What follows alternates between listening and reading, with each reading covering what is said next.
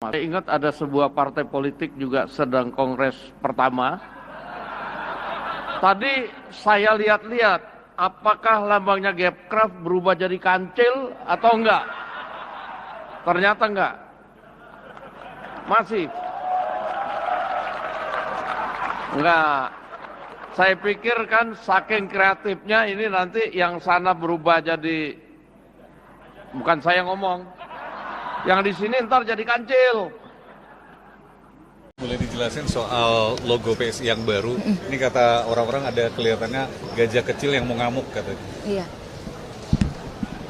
Sebenarnya kurang etis buat saya sebagai ketua umum untuk menjelaskan, tapi izinkan saya menjelaskan mengenai gajah yang terlihat mau mengamuk. Secara filosofi, gajah itu tidak akan mengamuk ketika diserang maupun tidak diserang. Gajah selalu defensif. Gajah mungkin memang bukan raja hutan. Gajah adalah pelindung dari hutan.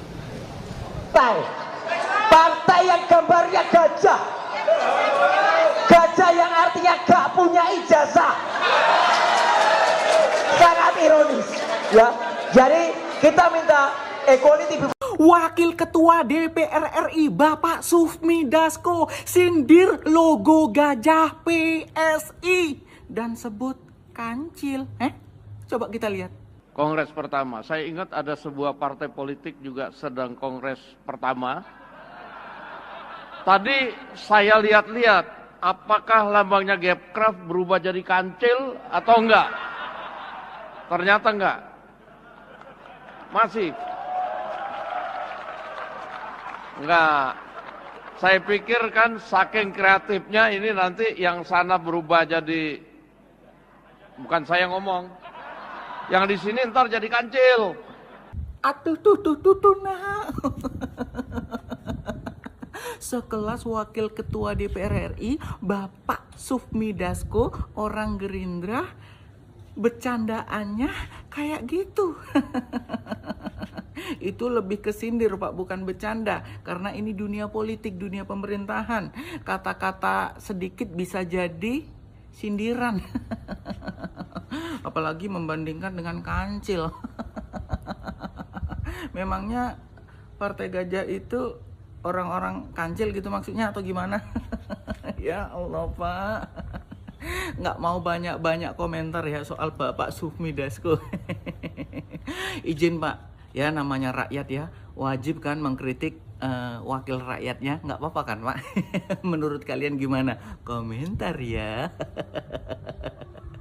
Gue mau ngasih input ya mengenai simbol terbaru Partai PSI. Nggak apa-apa ya Partai PSI. Dulu kan PSI nyebutnya Partai Solidaritas Indonesia. Sekarang jadi Partai Super TBK. Entah super apa ya. Superman kali ya. Ya, jadi ini kan simbolnya gajah nih. Gajah ini kan memang simbol kecerdasan, ilmu pengetahuan begitu. Jadi menurutku tidak tepat untuk sebuah partai. Ya, ini tepatnya untuk lembaga pendidikan. Seperti Ganesha Operation yang juga pakai simbol gajah gitu, Dewa Ganesha gitu kan. Tepat gitu loh.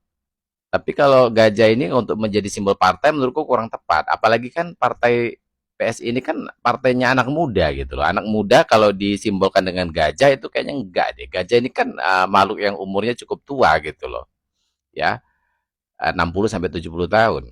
Tapi ada satu menurutku hewan yang paling tepat untuk merepresentasikan anak muda. Ya, hewan yang dinamis, hewan yang sangat kompak, honeybee, yaitu lebah madu. Bagus tuh logonya lebah madu gitu loh. Ada sarangnya sedikit gitu kan. Heksagonal ya kan. Menurutku bagus karena kan lebah madu itu memberikan manfaat. Memberikan madu, menjadi obat, ya kan? Dan simbol daripada kerjasama untuk menghasilkan sebuah madu. Dan ada ratunya.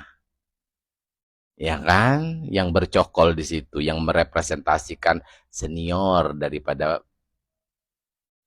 partai ini gitu. Benar nggak netizen? Iya, PSI jangan gajah lah. Nggak cocok untuk jadi simbol partai. Memang gajah itu kan kesannya gendut gitu, banyak makan ya kan, perutnya buncit gitu. Tapi di sini perutnya kurus. Mungkin ini anak gajah kali ya, bukan induk gajah. Oke, dan juga nggak ada telinganya. Berarti dia nggak mau mendengar keluhan rakyat dong. Seharusnya ada telinganya. Gajah itu kan identik dengan gading dan telinga yang besar. Ya, jangan-jangan ini gajah sirkus. Halo teman-teman, berjumpa bersama saya di Care 94. Teman-teman, kita tahu bahwa PSI ya, seminggu atau 2 minggu lalu melakukan ya, Rapimnas yang pertama dan memilih ketua umum baru ya. Sebenarnya bukan baru juga sih, Kaisang juga yang terpilih ya kan. Dan kemudian bagaimana PSI mengubah logo mereka dengan gajah. Ada yang menyebutnya gajah tak punya ijazah, kemudian gajah kecil yang mengamuk dan sebagainya. Alih-alih mendapat dukungan, PSI malah dicemooh, dikritik, diejek dan sebagainya tentang pemilihan gajah ini teman-teman, dan diplesetin banyak orang tentang nggak punya ijazah. Inilah yang disampaikan beberapa pengkritik ya, contohnya Roy Suryo ya. Dan yang menarik adalah bagaimana PSI ini teman-teman ya, ketua umumnya Kaisang dan terpilih lagi di periode keduanya. Banyak yang mengatakan bahwa ini adalah partai keluarga, dinasti dan sebagainya. Ya, wes itu penilaian ya kan. Namun yang menarik adalah bagaimana mereka ingin supaya PSI ini akan menjadi partai besar dan akan mengalahkan PDI Perjuangan. Bayangkan teman-teman, PDI Perjuangan yang sudah banyak makan asam garam ini dibandingkan dengan PSI yang umurnya masih ya kurang dari 10 tahun mungkin atau 10 tahun ya. Dan inilah yang membuat rakyat tertawa ya.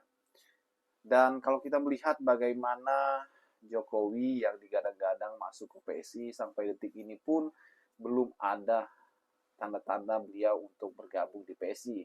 Walaupun kata Jokowi ini dia akan mendukung penuh PSI ya. Dia mendukung tapi tidak masuk ya percuma saja teman-teman. Dan kalau kita lihat Gerindra ya, yaitu Sufmi Dasko itu menyindir PSI juga teman-teman. Bagaimana kata Dasko nih, ada Rapimnas pertama sebuah partai, katanya ini ganti logo ya, kancil-kancil ya kan. Dan inilah yang membuat masyarakat terkaget-kaget teman-teman. Ya, jadi PSI ini semakin diejek ya. Dan target mereka tidak alang-alang. Bagaimana mereka ingin lolos di parlemen 2029 dan memenangkan ya setidaknya 4% ya minimal untuk masuk ke Senayan. Kemarin di 2024 mereka tidak lolos karena mereka tidak cukup suara untuk masuk di Senayan, teman-teman. Ya kita tidak tahu bagaimana kan, masih lama teman-teman. Bagaimana menurut kalian? Kita diskusi di kolom komentar.